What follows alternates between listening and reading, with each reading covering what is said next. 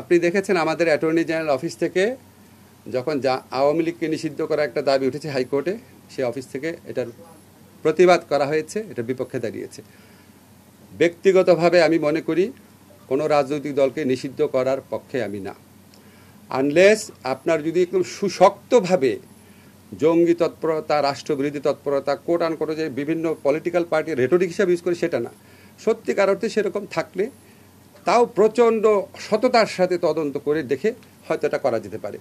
General rule হিসাবে আমাদের সংবিধানে সংগঠন করার স্বাধীনতা আছে। আওয়ামী লীগ বাংলাদেশের স্বাধীনতা সংগ্রামে নেতৃত্ব প্রদানকারী দল, বিভিন্ন গণতান্ত্রিক সংগ্রামে এই দলটার অবদান ছিল। গত 15 বছর তারা যা করেছে সেটা তাদের ঐতিহ্যের সাথে যায় না, সেটা মুক্তিযুদ্ধের চেতনার সাথে যায় না। তারা বাংলাদেশের ইতিহাসে বর্বরতম এক ফ্যাসিবাদ কায়েম করেছিল।